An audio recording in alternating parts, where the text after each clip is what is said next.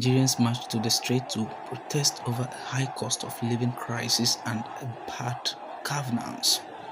First time in history, Nigerians decided to go on the street for 10 days protest against bad governance, high cost of living, and inflation.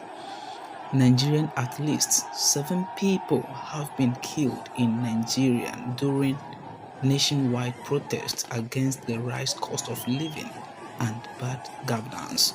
Thousands of protesters have held demonstrations in several states in Nigeria.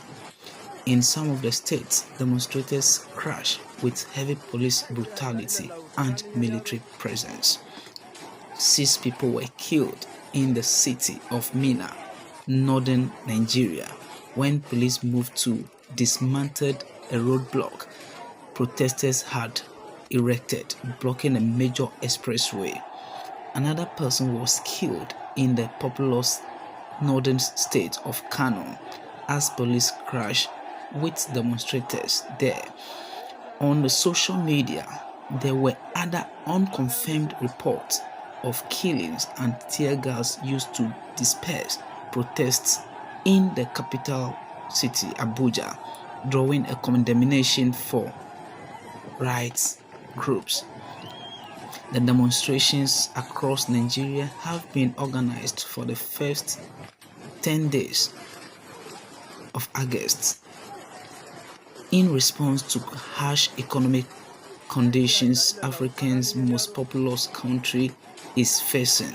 A brutal combination of unprecedented fuel prices, high inflations, rising electricity tariffs, a collapse in the value of the naira has led to one of the worst economic crises for decades.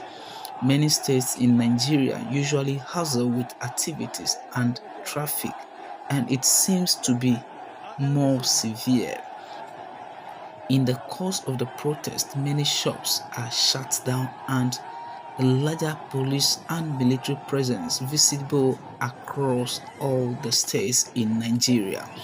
On Thursday, thousands of demonstrators gathered at a main expressway in Ketu, a commercial hub in Lagos, defying police orders to move into a designated area where they can peacefully demonstrate. Some traders in Lagos vomit their grievances through words of expressions and their placards demanding the government to end hunger, inflation, killings, and bad leadership. One of the protestants, by name Ibrahim Suleiman, a trader in Lagos, held a placard reading, "End bad governance, and hunger is killing us. I am here to fight for my rights. My children don't go to school. We can't afford it anymore," he said. "We are hungry. A can of beans is 2,200 naira, equally $1.2. Gari is 4,000 naira, he said, referring to a common staple made from cassava that has more than doubled in price this year. For weeks, Nigerian government, ministers, lawmakers, governors, and policy and security chiefs have tried to prevent nationwide protests from taking place, warning against demonstrations similar to protests held in Kenya over the last month. Officials urged for patience, offered occasions, and made threats, sparking criticisms from civil society groups. Nigerian economic crisis has deepened over the last year since the government elected in May 2023 adopted a series of economic reforms. It removed a controversial fuel subsidy and loosened currency controls. The reforms were praised by bodies like the IMF, World Bank, and economists who argued they were painful but necessary. But the impact of the policies has been severe for millions, mounting poverty and leading to near unprecedented rates of malnutrition and food insecurity according to aid groups. But the schemes, which are widely heard as inefficient and only reach a small fraction of those in need, have provoked anger.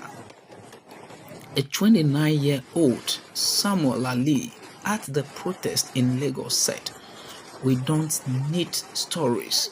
We are not beggars. All we want is good governance and job. Allow us to work and earn money. Rice spoil, Gary spoils. We don't want your food. We want a better country. Enough is enough," said by Samuel Ali, a 29-year-old guy. On Monday, President Bola Tinubu signed a minimum wage into law, doubling it to 70,000 naira, that is $42, after months-long negotiation with Nigeria's labor union. Yet many of the country's more than 200 million people are either self-employed or without jobs, and a number of Nigerian states have said they will be unable to pay the higher wage. Many also feel it doesn't go far enough. It only circulates within the state or the country.